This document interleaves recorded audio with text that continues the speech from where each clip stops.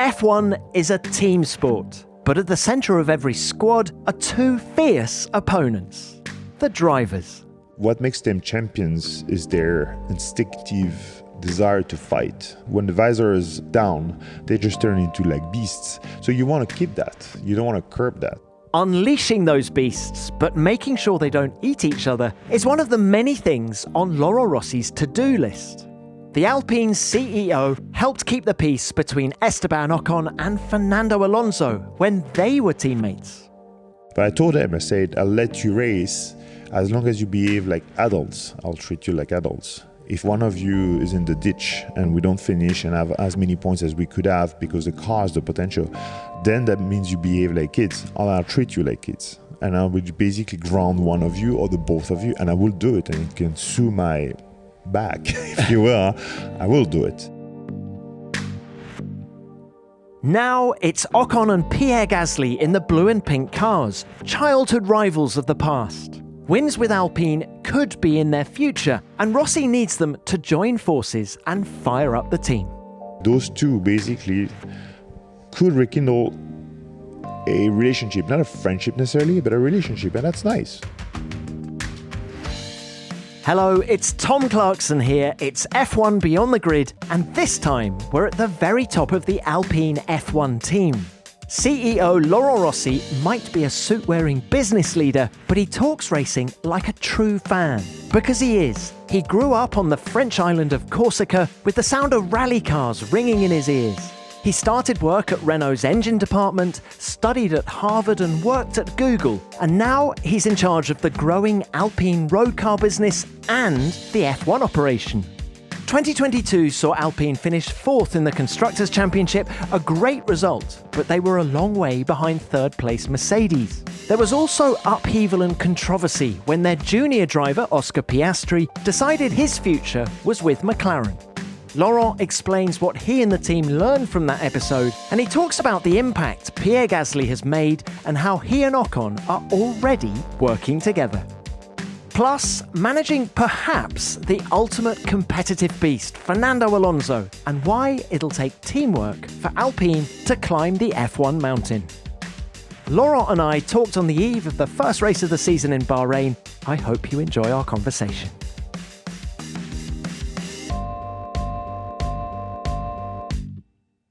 Laurent, thank you very much for coming on the show. It's great to see you. Now, before we get into it, I want to emphasize how unique you are in the Formula One pit lane, because you're CEO of a road car company and a Formula One team.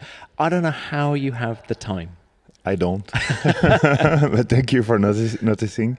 I don't, but I'm trying to balance the two activities a bit more, especially since the arrival of Otmar last year. Just tell me what a typical day looks like for you. How much of your life is Alpine road cars and how much of it is Formula One? Well, it's changed over time. In the first few years, it was 60% of my week, let's say, Formula One, and 40% of the rest, obviously, the road cars, as well as being an executive of the Renault Group, because this is also a duty of mine, which was not good.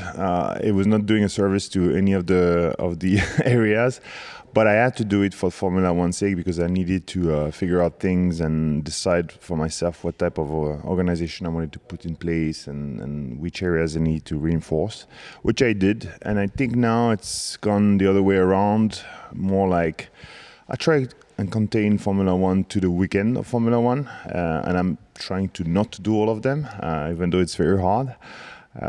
Which is a bit better. So basically during the week I have the road car job, during the weekend I have the Formula One. You talk about the culture that you have at Alpine. What does Alpine stand for? Tell me more about the culture. Well, we're very lucky that we inherited a brand that's born from racing. So the founder, Jean Redelais, back in 1955, created only race cars. He had no interest in road cars back then. It's only Renault, when they acquired Alpine, that decided to create road cars. And so our true DNA is racing. And as a matter of fact, after Luca De Mio decided to regroup all of the sports activities, the motorsports activities of Renault under one banner, the Alpine one, we have now kind of like gone back to our roots with racing being at the center of everything. Alpine means racing. This is what we are. And what about you? Are you a racer? Did you, growing up in Corsica, I imagine that the Tour de Corse rally and things like that, is racing part of you as well? Yeah, big influence. The Tour de Corse was obviously the big event of the year for everyone, and especially for myself. My father being a mechanic, sometimes racing, sometimes helping racers himself, because he could fix cars and all. Now, I was kind of like lucky enough that in my family it's hardworking people, no diploma really, so they basically worked from 16-year-old and never stopped.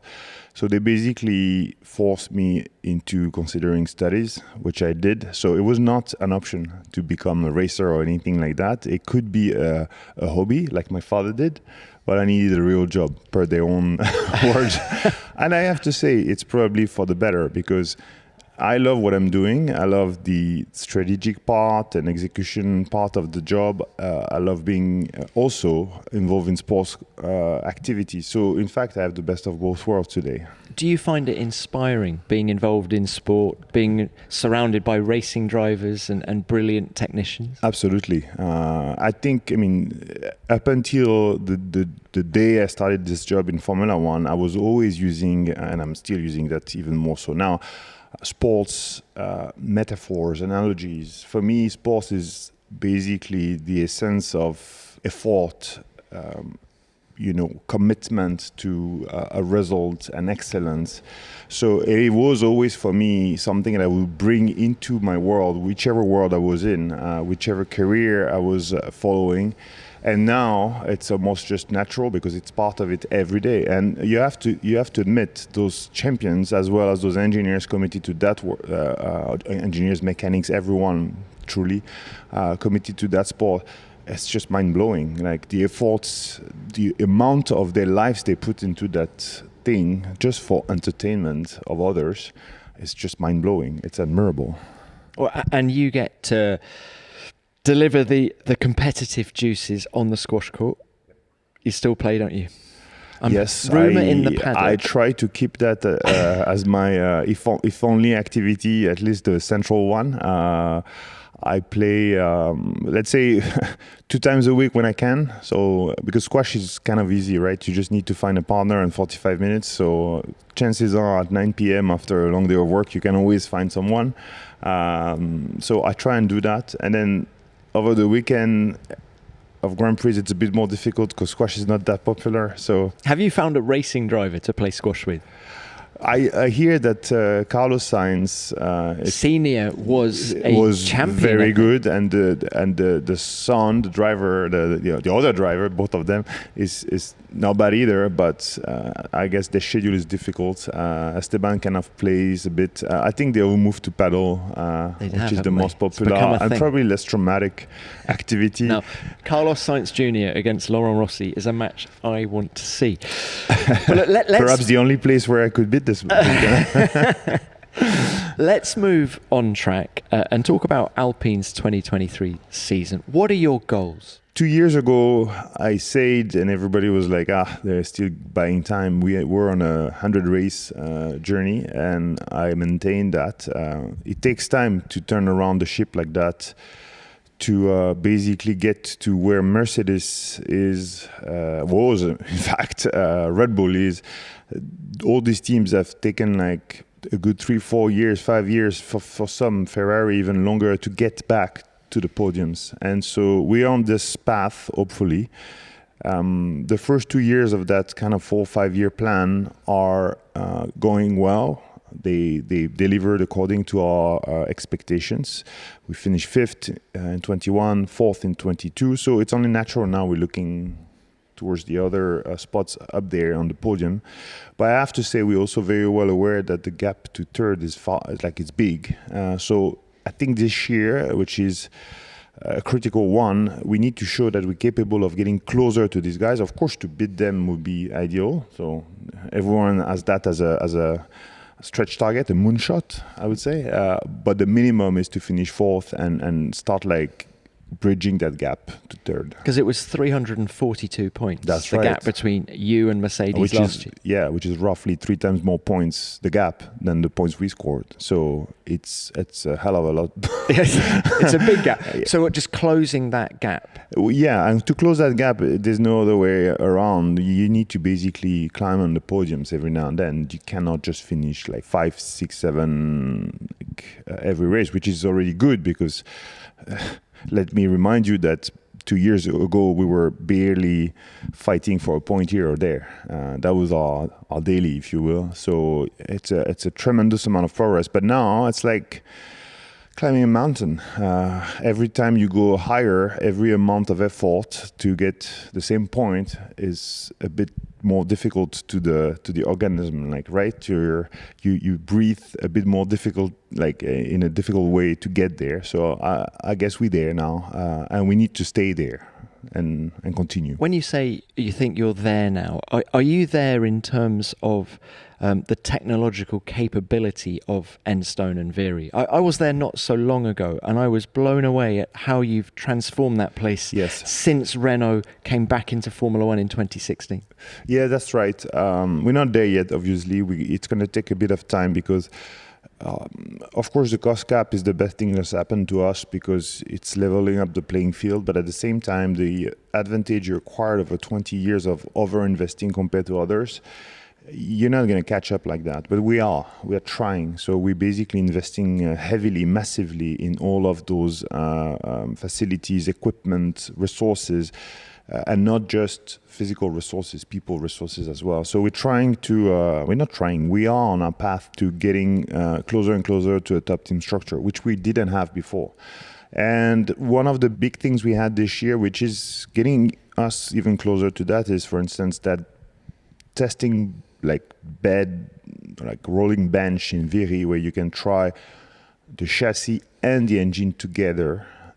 So it's basically kind of now allowing you to oversee 70% of the problems you would see while driving on track, which gets you in a place where, usually every year it was always impressive to see the top 3 teams arriving for the first day of Barcelona or Bahrain and just boom, get onto it with 40 laps, and every other team was trying to fix the little problems.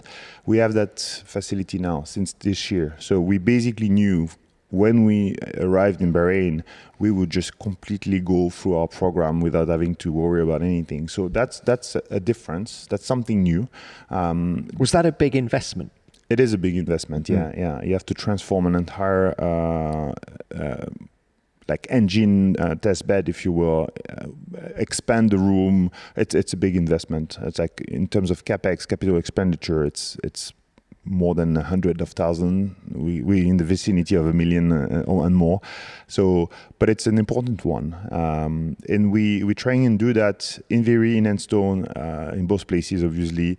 And every time I'm saying we're trying, we're not trying, we're doing it. We have a program that we devised after a year of analysis, the first year when I arrived, which is called the Mountain Climber, which is bridge the gap to benchmark and or best in class, because to win you basically need to be at the very least at benchmark in all areas and best in class in some areas, aero and so forth and so on. So we're trying to get there. We devise a program of investment, of hiring, of organizational changes to get there, and we're on our way there. You used the expression a moment ago, overspending at the front of the grid, the Mercedes, the Ferrari, the Red Bulls. Yeah. And do you think Renault underestimated the situation at Lotus? Because there had been 10 years of underinvestment in your team while the others were... I am not sure they underestimated it. I just simply think that the magnitude of investment made by others was not in the realm of capabilities that we had as an automotive group. back then. I was not there, so I couldn't say. But I have to say, knowing well the intricacies of a group like Renault, I can imagine that we're talking about like 700, 800, 900 million, perhaps $1 billion every now and then of investment by those top teams, even by Toyota back then when they tried to succeed in Formula One per year. This is like 3 times, 4 times the order of magnitude of what you usually spend, especially now under cost cap. It's easy we have the numbers. We couldn't afford that. Like a group like Renault, who has the responsibility of 140,000 people, cannot overspend there at the risk of, losing on the other side, which is the car business, which is paying for all of this. We have to remember that. And so you cannot put the jobs and lives of so many people on the line just to be competitive in a sport. It was not a rational thing to do. Now we're getting in an era where we can compete with the same amount of money. Of course, we still need to catch up on those things, but we can do it gradually. Do you still believe the adage, win on Sunday, sell on Monday? Yes, I do. It was already true back then when you had V10, V12, and you would sell that to your customer of a 4 inline engine because it was selling your expertise. It was selling your capability to develop high-end pieces of technology. And so if I can do that, I can certainly do your everyday engine. Don't worry about that. But it's even more true now because we're getting in a very interesting time where motorsports and the car industry are converging. Well, first of all, simply because of electrification. Now the rule of the game is to optimize the use of the battery everywhere. Whether you have a fully electric car or an hybrid like an F1, it's the same exact principle. As a matter of fact, there is even an acronym for that, which is Battery Management System. And we have the same acronym in Formula One and in the rest of the industry, which is how much of torque, power can I get from this battery, and how much can I replenish the battery to deliver that torque and power repetitively. It's the same problem, exact problem for both, except one car is delivering 1,000 horsepower, the other one is covering 1 billion kilometers. So it's a bit of a different story, but at the end of the day, it's the same problem. So the convergence becomes quite interesting because if you win on Sunday, you can pretty much use that experience and know-how on Monday and put it into the cars that people will want to buy. If Alpine's all-French lineup has inspired you to brush up on what you learned in your language classes at school, Babbel can help you on your way, and you don't need to stop at French. Babbel is an addictively fun and easy way to learn a new language, whether you'll be travelling abroad, connecting in a deeper way with family, or just looking to challenge yourself in your spare time. Babbel teaches bite-sized language lessons that you'll actually use in the real world because it focuses on natural conversation. And what's great is that the interactive lessons are created by more than 150 language experts, and they're voiced by native speakers, so you won't find any robots here. Babbel's speech recognition technology will even help you improve your accent and pronunciation. There are 14 different languages to choose from, including Spanish, French, Italian, and German, and their 15-minute lessons are designed to be the most efficient and effective way to learn a new language. You can also access podcasts, games, videos, or even join live classes with a language teacher if you want to. Right now, Babbel is offering our listeners 3 months free with a purchase of a 3-month subscription with the promo code BEYOND. Go to babbel.com/podcast23 and use the promo code BEYOND for an extra 3 months free. That's babbel.com/podcast23, promo code BEYOND. Babbel, language learning that works.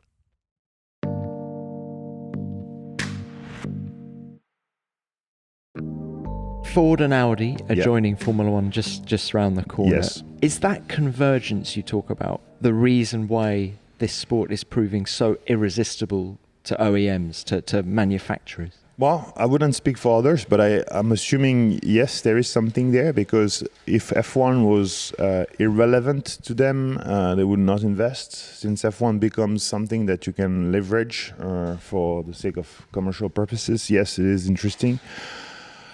And then again, it's also something that shows who you are.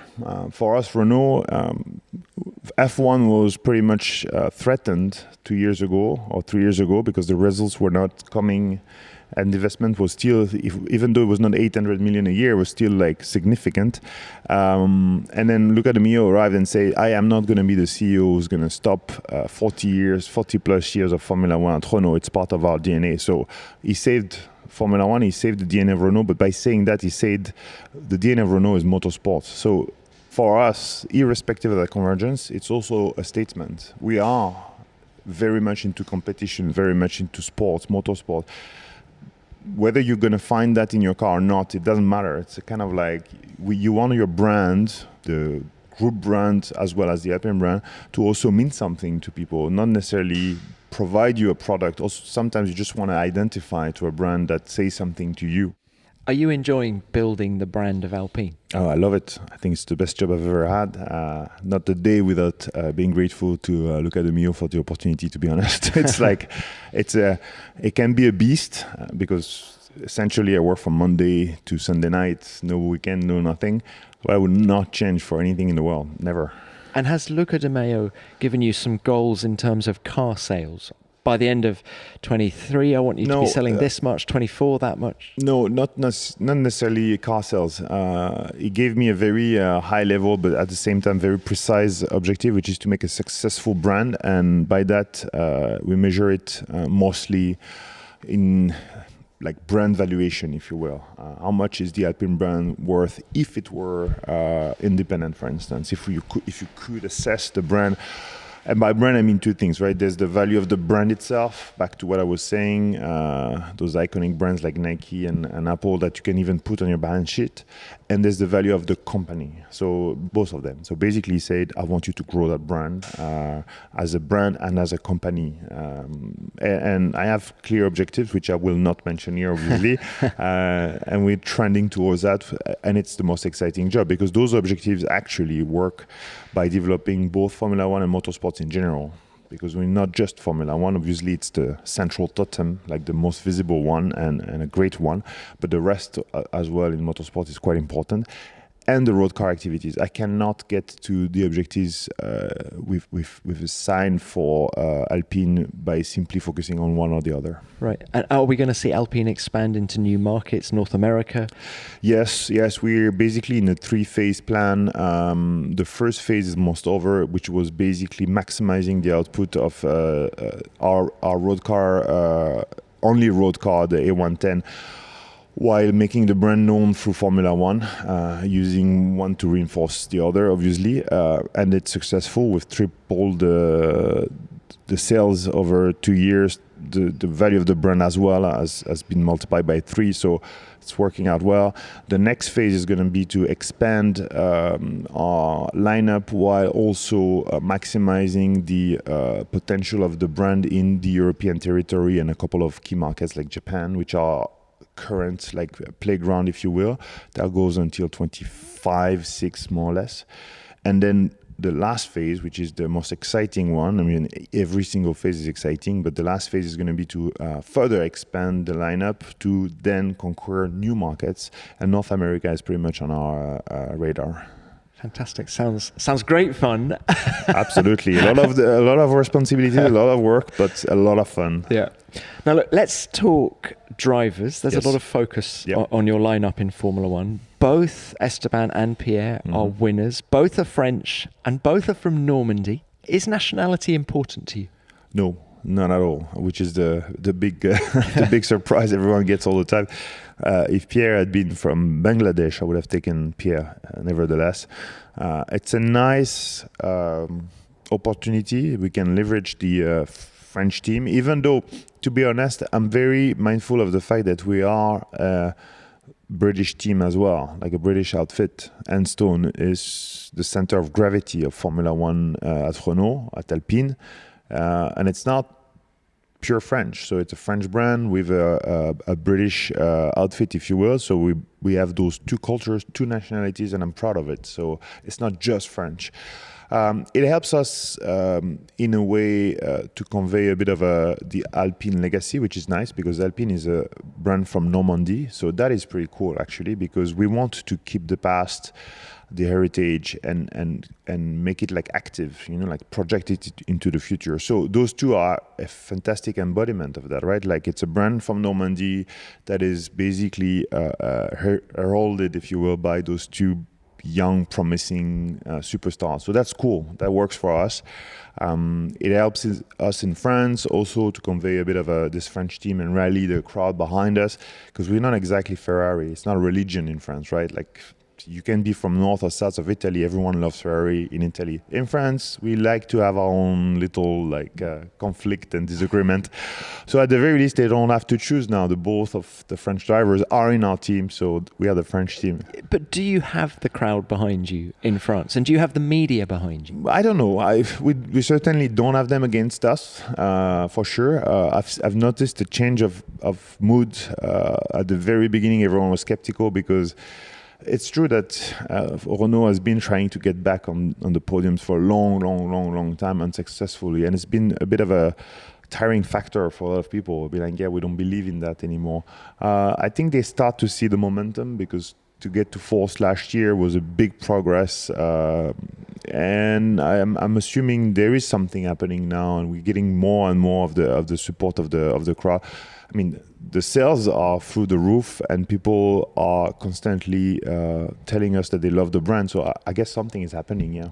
Sure. Damon Hill told me a story the other day that he was doing some driving thing in France, and they were in lots of different kinds of cars, but the people driving the Alpines were the ones that got cheered on the side of the road. Yeah, absolutely. It's the funny thing is, I drive my Alpine every day, obviously, in Paris. I still get like thumbs up all the time, everywhere, which is very funny because the car has been around for 8 years now. It's not like it's brand new and people are like discovering it. This brand has a kind of an amount of sympathy it conveys, and we're happy with that. We want to keep that like this. What about Esteban Ocon then? Yep. This is his fourth year with the team. How have you seen him evolve, both as a driver and as a person, in the time that you've known him? Well, there's no mystery about the fact that I've very quickly tried to make Esteban feel comfortable in the team. Because Esteban, what was remarkable about this boy is that he's never had an easy linear path. Every single year almost, he was told, that's it, that's over, that's the end of the road with us, and you need to find another gig next year, which is super difficult, especially in a career like that. You need a bit of a runway, right? You need to feel comfortable about the fact that you're going to drive for a while, and then you actually can make this job your job for real, not just a hobby, like I was mentioning about myself earlier on. And it's never, ever been easy for him, like really. And so, irrespective of that, I also knew that this boy has been successful in all categories, has been racing against Max, Charles, everyone that is top driver today, and he's beat them over time in the past. So I'm like, he has some potential. Let us put him in a more comfortable zone, not fully comfortable because he needs to be on his toes all the time. That's important. But let us see what he has in store if we give him the environment, like a bit of like peace of mind. And so that's why we decided to bet on him for 3 years and give him a bit of a runway. Also because back then, to be honest, nobody wanted to come to Alpine. Let's be clear. So it was as good a driver as we could get. And I've always said Esteban is at the very least a very good second driver. Everyone interpreted that in different ways. But when I say that, it's like there's no 1 and 2 at Ferrari, but I'm pretty sure a lot of people think there's a 2. There's no 1 and 2 at Mercedes, and that's hard to figure out who's the 2 there, to be honest. And I think Esteban would be one of those 2, whichever person you would pick in both of those teams. So that's what I meant by that. It's like when you gave him that runway, that comfort, did you see a change in him? Yes, I did. Absolutely. What was the change? Well, he started like driving more efficiently and putting things together for the long term, not trying to impress everyone at every race, which is a very different thing, because he was taking inconsiderate risks and he was like basically driving, perhaps without knowing, with that fear that he had to potentially lose his wheel, his seat on that race. So basically it was different. And I told him, now the thing is, you need to grow up, like in many ways, and grow the team with yourself. That means you need to be more of a strategic driver and a leader, which is extremely different from just being a super fast cool boy. That's a different story. I need you to exhibit the qualities that might make you one day a world champion, which is something different than just racing fast. All of the drivers on the grid are racing super fast, no doubt. They could beat one another on one lap, no doubt. Like even the last on the grid could beat the first on one lap, I'm pretty sure, and they would admit it. But on a long term, building a team, rallying the people around you, extracting the maximum performance out of your car, but not just the car, out of the factory, out of like the 1,200 people supporting you, that's a different ball game. And that's what I told him to do. I gave him those 3 years in exchange of take the team higher up with you. And then when he won in Hungary, did that accelerate the change? Well, not really, because it was a bit of it happened earlier than what we imagined, to be honest. It's not like we had planned to win that year. As a matter of fact, we didn't win last year. But it showed a lot of things. It exhibited a lot of strength and qualities, both in Esteban and the team. Like, because we basically were in the lead very early in the race, and we had to keep that lead, which is super difficult, especially when you don't have like the fastest car, far from it, of the grid. So he showed a lot of resilience, racecraft, and the team as well, which was actually super encouraging. And we saw that again in Suzuka last year. That's when right. He was battling Lewis Hamilton for P4 and kept him behind. That's right. He made a lot of progress there. Yeah. He used to be potentially a little bit more of a feisty driver. He's still feisty, and I hope they keep that feistiness. I mean, like, people always ask me about the fact that drivers can fight with one another. It's normal. They would lose the sense of competition otherwise. It's only normal they do that. But now he does it with the conscience that he's serving a team and not himself. Do you want to win an amazing prize at the Australian Grand Prix? Join F1 Unlocked and you and a friend could win the key to the Grand Prix in Melbourne and unlock a level of access that'll make you want to pinch yourself. Think grandstand seats, meeting an F1 legend, sneak peeks at the inner workings of Formula One, plus a whole jaw-dropping list of other super exclusive perks and experiences. And with flights and accommodation for two included, it's quite simply the biggest prize that Formula One has ever given away. And that's not all. For 8 runners-up, there's the unique opportunity to have your name printed on the actual checkered flag, waved at the end of the race, then mounted and framed as an unforgettable piece of F1 memorabilia for you to keep. How good would that look on your wall?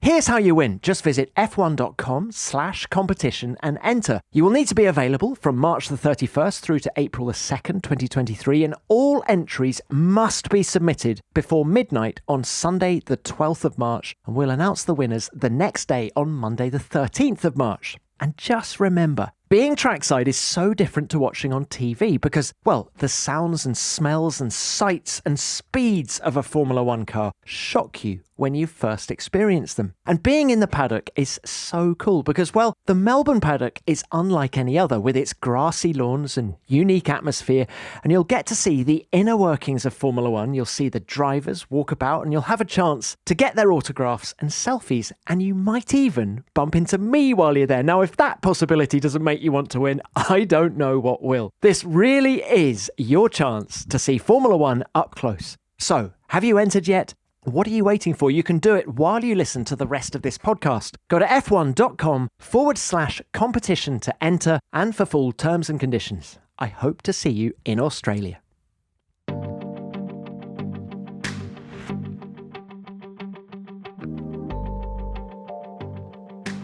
What about Pierre Gasly? What are your first impressions of him? Very motivated, incredibly motivated. I think he realizes that it's a great opportunity, and to be honest, it is potentially a critical point in his career. I told them both, at your age, given the fact that when you be done with your contract, we both be very close to 30, it would be very dangerous for you to be let go because you didn't exhibit the maturity and the behaviors that we expect from people who want to aim higher. And I think Pierre exhibited that from the get-go. Like, he's extremely mature. He's extremely conscious of the fact that the train might not stop again, right? And he's on the train now and is very motivated. I mean, I don't know if you've seen him right at the end of his physical prep. It was just impressive. He was as wide as Esteban is tall, which is just... I was like, my God, how did you pack so much muscle there? Pierre is extremely athletic. There's no secret about the fact that he could have been a professional football player rather than... Is he that good? He's amazing. At football, really? Oh, yeah. He was actually hesitating between the two and he decided he would have more chances in Formula One because there's less people. So what was Pierre's reaction when you said, well, look, we're getting Zidane. Zinedine Zidane as an ambassador? Oh, he was thrilled.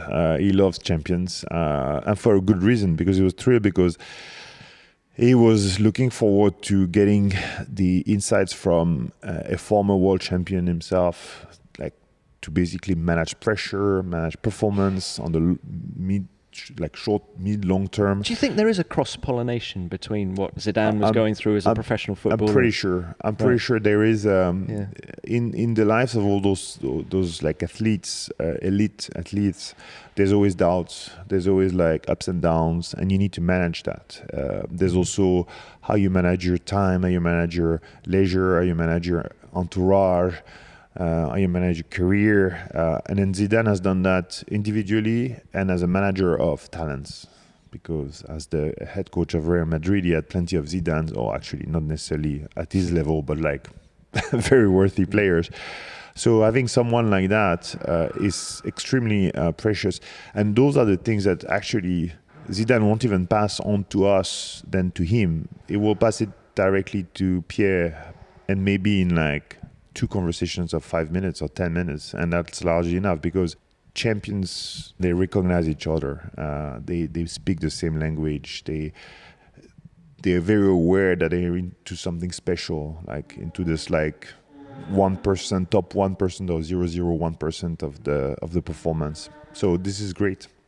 You say Pierre is very motivated, but what impresses you about what he's doing inside the car and how he's interacting with the team?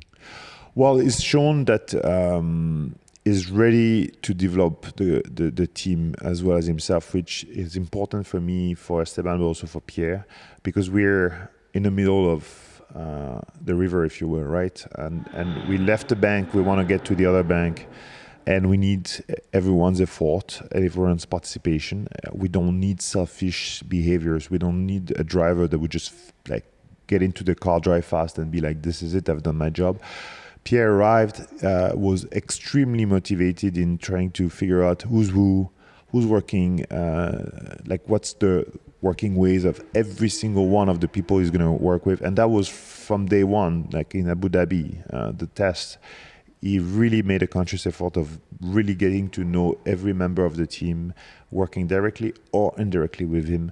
He wanted very early on to go and visit the people in Enstone, which is normal because this is where he's going to spend quite some time, at the simulator and so forth. But also went to Viry, which is a bit of a, the tour. Normally drivers don't go often there. He asked me to go to Viry. He said, I want to go there. I want to meet the people. I want to see the facilities. He's really, really involved. Is showing that he's committed to the project. And I think it's already a plus because he's a leader now. And that's what I expect, is taking the whole team behind him. They're following him, which is quite impressive. And everyone is already quite happy with him. It seems like he's been with us since 5 years now, which is pretty impressive. Yeah, that's a compliment, isn't it? Now, you touched earlier on their relationship. Yeah. They've known each other since they were in karting. Their friendship has been on and off, I think we can say. How much time have you invested trying to get to the root of the problem. Do you think there's a problem? To be honest, I didn't spend 1 minute trying to figure this out because it's not my problem. It shouldn't be. It's something between two people, and I don't think there is a problem, to be honest. Why I'm saying that is because those two guys know each other since they're 6. Why? Because they were from the same area. By area, I mean like small district in France, not like larger district, like very, very, very small district, doing the same thing, go-karting. So there's not like 25,000 people doing that in France, let alone in the same district. They had to know each other. They were 6-year-old. You cannot force a friendship if there is not necessarily a strong basis for a friendship. How many people do you still know, do you still call friends that you knew when you were 6? I don't know you. I only know like 3 of them. I always say that. And they live in an island. They got stuck there, my island, Corsica. If it was not for that, we might have been scattered and don't talk to each other anymore since then, because that's walks of life. I mean, there's so many people that have been in my life and disappeared, and same for everyone. I don't have that many friends that I know from way back then. I was 6-year-old, first of all.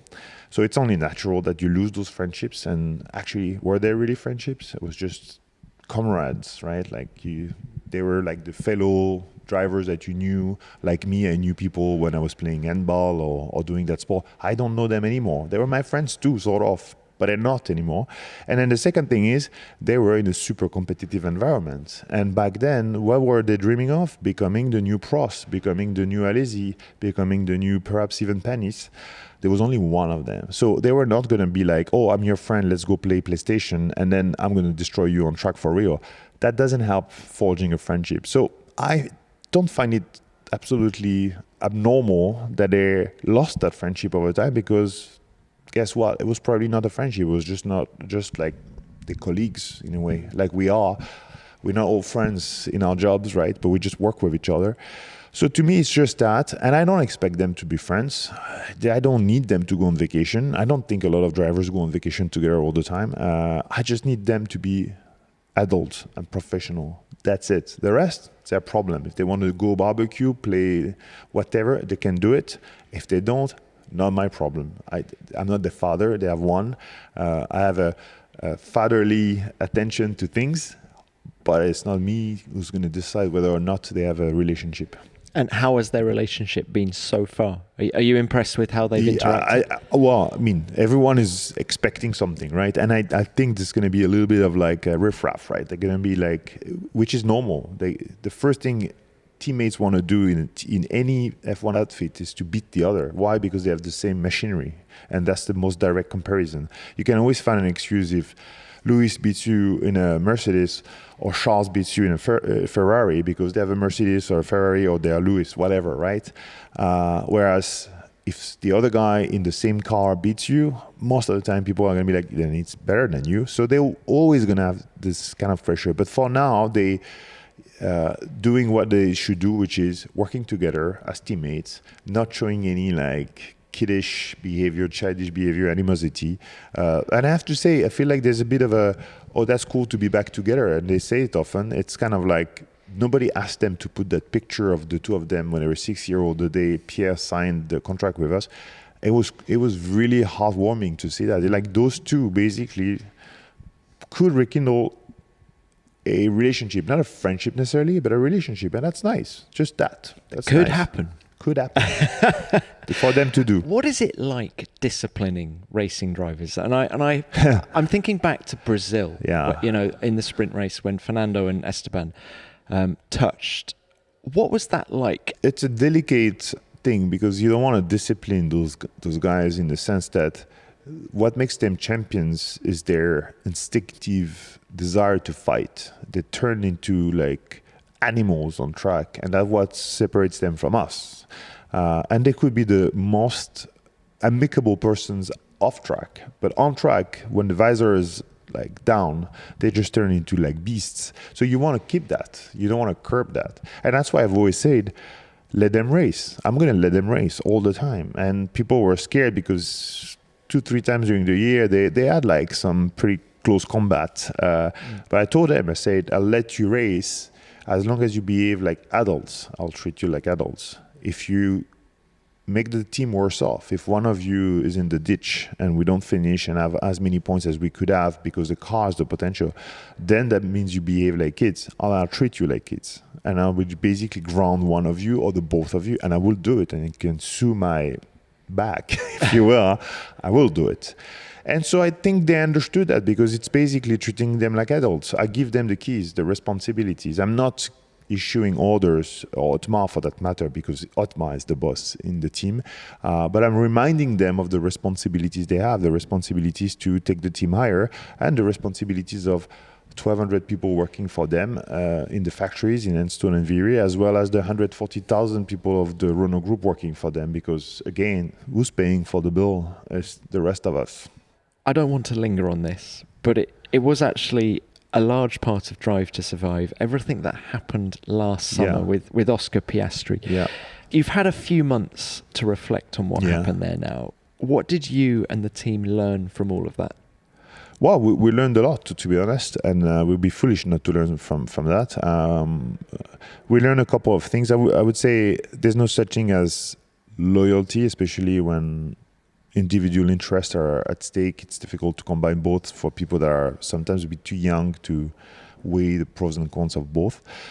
And then we also learned that we were insufficiently prepared on a couple of areas, especially in the way we structure our contracts with the academy drivers and the way we transfer that into the Formula One world, which I guess everyone was, because you heard Toto and Christian, I believe, saying it's going to set a precedent. So we learned that we left too many doors open in our contract, because no one thought those people would just go and leave using that open door.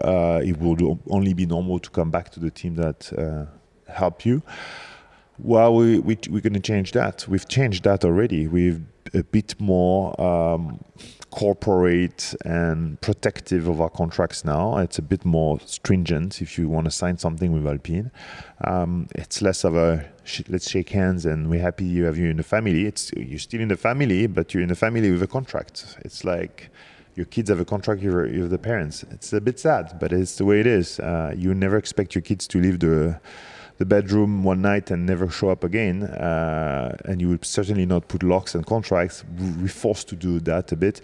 I guess it goes with the evolution of also the industry, with more stakes, more money involved, which potentially can make your head spin a bit every now and then. So we have to come to terms with it. We're getting more and more professional, which means we need to be more and more professional in every single aspect of the sport, including the way we're contracting.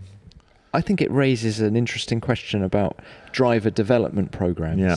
Okay, you can tighten up the contracts, but do they actually work? Are drivers loyal by nature, or are they so ferociously competitive that they'll always be disloyal in the end if there's a better opportunity elsewhere?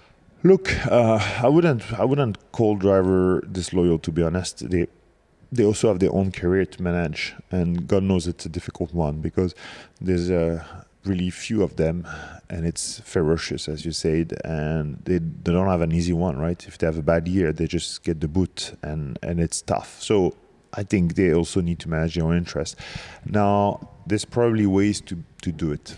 I would have not necessarily prevented Oscar from leaving. Should he had come to us with something a bit more structured that says, hey guys, I'm also having this offer. What do we do? Can we talk? You know? It just caught us by surprise. I guess it caught also Ricardo by surprise, which says a lot, right? So that might be a little bit candid, and we don't want to be candid anymore, and so that's why we put that into contract. It's okay. It's over now. We learned the lessons for ourselves. The rest, it's just one person. I actually wish him well, and that's about it. You wish him well. Is he welcome at Alpine down the road? I couldn't say. Or is there too much water under the bridge now? We'll see when we get there, right? Yeah. But there's no need to hold grudge. It's like it's destroying you and destroying the things you want to do. So, that's gone. We're better off with Pierre now. So why would I want anything else? I'm fine with that. If down the road the opportunity arises, I'm not saying no, I'm not saying yes. We'll see. We'll see where we get there. Can we talk about Otmar Szafnauer now? Yes. I loved the episode in Drive to Survive when he's, allegedly driving to work on the first stage. Je m'appelle Otmar. How is his French coming on? I have no idea. He's never talking French to me, but I don't make any effort. I don't speak French to him either. Look, how would you sum up the job that Otmar's done for you? Nothing short of critical, because Otmar has been the quintessential glue between the teams. And by the teams, I mean, of course, Enstone and Viry, but also Enstone, Viry, and the track, because the track team is a bit of a different thing. It's a bit of a different animal. And there's a human side, the dimension to it, bringing people together, creating an atmosphere. There's also a technical dimension to it. The unit of time of track is maximum the week, minimum the hour, right? In an hour, you need to turn things around. In a week, you need to figure out what happened to you the last Grand Prix and change it. The unit of time of the factory is the month to the year, because you develop things at a different pace. You need to recombine those two, and that's what Otmar is doing. And it looks easy from higher up, but the job of team principal is a super difficult one, because you have to reconcile a lot of different time horizons, skills, and priorities, and put them together towards performance. And that's what Otmar is doing. Was anyone else in the running for the job at the start of last year? Yes, there were a couple of people, but some of them were not available, as simply as that. Otmar was pretty much top of the list, because he's done something that we really, really were impressed with, which was the days of Force India, basically bring the 7th or 8th budget on the grid to the 4th position, which speaks a lot about the things we want to create. In the era of Cosca, being efficient and effective is pretty important. And were you impressed with how Otmar dealt with the scrutiny with the Alonso Piastri saga last year? Yes. He put himself on the line, under the line of fire, did his best, did very well, and preserved their interest. And I think, of course, the drive to survive is just one angle, and perhaps sometimes a little bit of a twist on how things really happened, even though the reality is still preserved. It might be a bit of narrative shortcuts, I would say. But at the end of the day, what happened is also that Otmar was behaving in a very honest, transparent manner, defending our interests with a lot of principle. And I don't think he's ashamed, and we are ashamed of anything, and it shows. And I think in the episodes, at the end of the day, we don't look like fools or dishonest people, and that's a lot of credit goes to Otmar for that. Technically, you've got I think the dream double act. Pat Fry, who's been at the sharp end of Formula One for 35 years. Matt Harmon, previously from Mercedes. Their job is to make the car go faster. Do you think they're up there with the best technical double acts in the history of the sport? Well, in the history, I wouldn't say, because we haven't won world championship to basically claim that, but it's certainly a very, very strong pair for sure. I mean, Pat Fry is exceptional. He has a depth of knowledge that's tremendous. He has a super sharp eye. He's been there, done that. It's incredible to have him. And Matt Harmon has seen what good look like in the top teams, the recent ones like Mercedes, and is a power unit engineer, which also was extremely important for me, because being myself a modest engine engineer, I know there's a vastly different job from being a designer or an aerodynamics engineer. And the two of them basically, first of all, complement each other and create a fantastic atmosphere, or even more than that, context environment for both Enstone and Viry, because basically Matt Harmon can speak to Viry and integrate Viry into the development of the car. Not to say that Pat Fry couldn't do it, Well, even engineers are weird animals, so you like to speak to your own tribe, and Matarman is very much a PU issue, like tribe animal. So that helps us a lot, and it shows. I mean, we've done a much better engine last year. That's credits to Viri, but Matt was obviously overseeing that from a distance as the grand architect of the car. And together with Pat, they created the best combo, which we didn't have before. We decided that when we elected Matt as a team technical director, we decided that we will call the car a system, which is normal for engineers, right? And everything else is a subsystem, the power unit being one. And as critical as the power unit is as a subsystem, it's still a subsystem, and it has to be integrated in the system with the certain amount of constraints. And this Matt was the kind of like link between the two that makes Viri feel like, okay, we're going to optimize the subsystem, but still using the car system framework. And that's how you become a real works team. Before, we were just like a concatenation of two factories. Now we've finally come back to a works team structure. It's really interesting. And do you think the PU is where you want it to be, performance-wise? Well, it's definitely better than where it was, to be honest with you. I'd like to say that you don't win a championship only because of a PU, but you certainly lose it. And the deficit of performance that the PU was generating in the prior years was making it impossible for us to aim at anything better than fifth. Like, we were basically losing a good 3 to 5/10 a lap because of the PU. Only because the integration of the PU was not perfect, and not because the PU was not good in and of itself, but it was just not optimized integration-wise.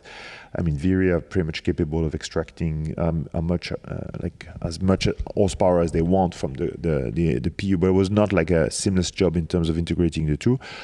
The new one is definitely much closer to the competition. I think we're like in the ballpark of a 10th with the best, so that's just fine enough, because let's remember we have a second to catch up with Red Bull, something like that. So I think the whole field does it. Yeah, that's true. But at the moment, I'm only concerned about myself and our team. And so basically, it's much better to think that, okay, if we get to a 10th, then we'll be in a good place. The rest is down to the car. How do you feel about a second supply of the power unit? How integral is that? No, it's not integral. It's nice to have, but it's not a must-have.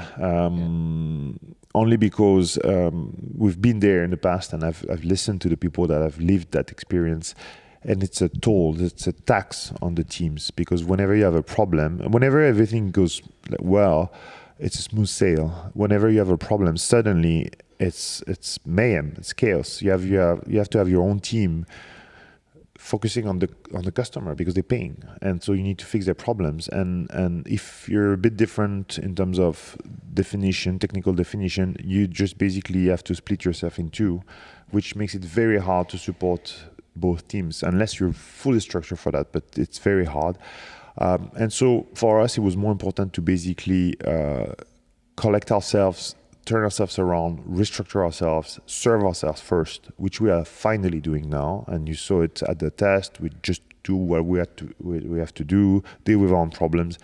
We're finally getting to a place where we can handle ourselves properly and start looking at other teams, potentially customer teams. But it is not a must-have. It's nice to have, because, of course, if you go to track like Bahrain and you have 3 times more the number of engines running around, like Mercedes, for instance, you're going to have 3 times more data. Yeah. But you can also have 3 times more problems again. So you'll have to decide, careful what you wish for, right? So you have to decide. For us, at that stage now, we start considering that we could do it. But do we need it? Not necessarily. You've had the most extraordinary career so far, and there's still so much of it ahead of you. You know, motorsport, then business, then back to motorsport, I suppose we can call it now, but obviously the roadside as well. Boston Consulting Group, Google. When you combine all of that, just how different is Formula One to everything else you've done outside of it? Well, it's immensely different because it's a world of its own. It's difficult to compare it to anything else. But in talking with would-be investors, friends in other sports, I also know that it's the same for them.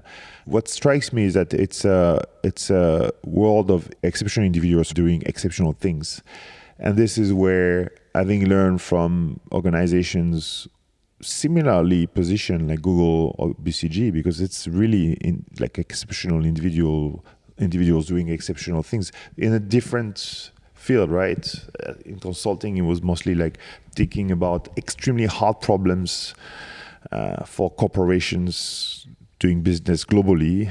And at Google, it was thinking about customer and delivering exceptional products for an organization that's used to catering to everyone's problems every day. So I'm drawing from that, and I find it natural to use it in this exceptional world of Formula One. It's different, but we use a lot of the same tricks, I would say.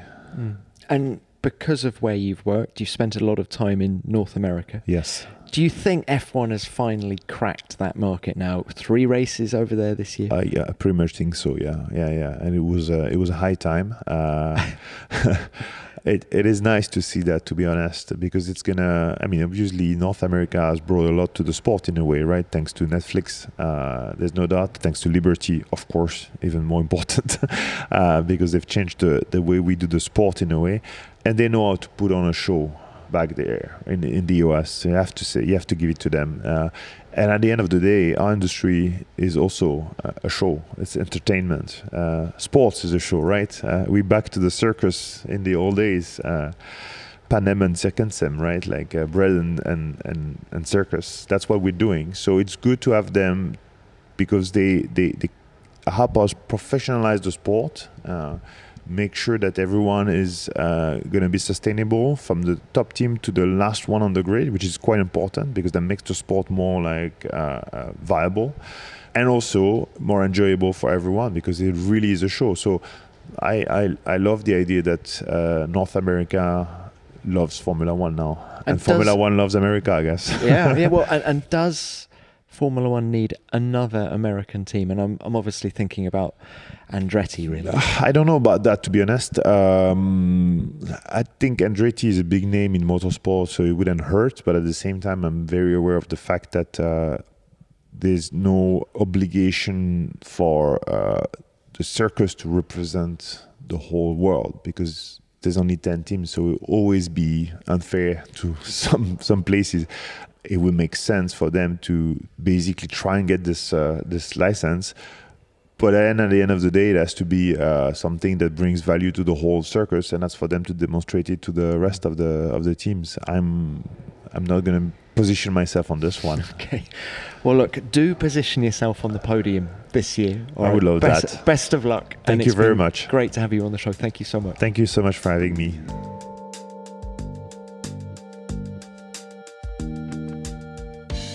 It would be fantastic to see Alpine on the podium again, wouldn't it? There's so much to take away from this chat with Laurent. His passion for the sport comes across clearly, but so does his no-nonsense attitude.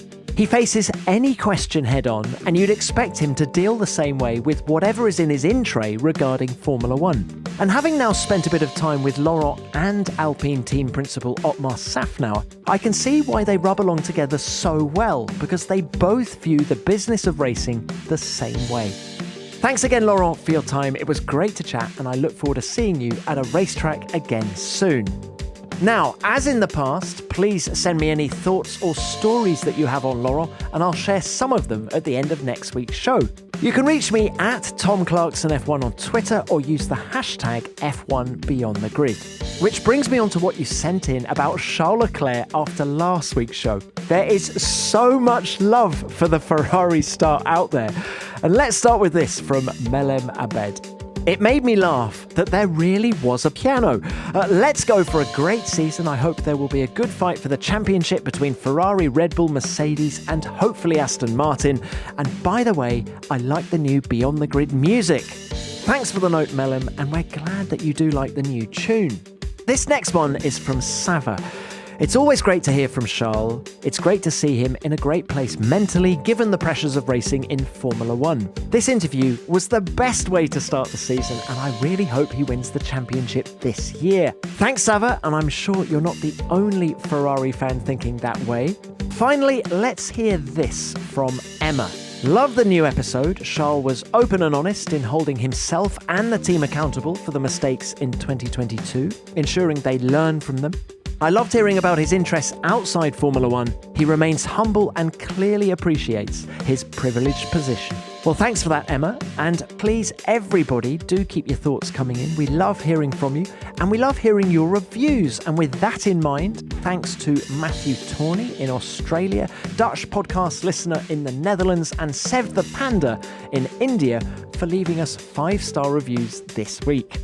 2 more things before I leave you. First, the F1 Nation Bahrain Grand Prix review is out now, featuring reaction from Red Bull, Aston Martin, Ferrari, and many more. Search F1 Nation on your podcast app to listen to that.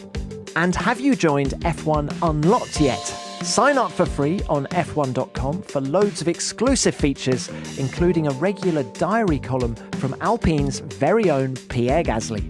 Unlock that and much, much more at f1.com. Thanks for listening. I'll be back next week. F1 Beyond the Grid is produced by F1 and Audioboom Studios. Until next time, keep it flat out.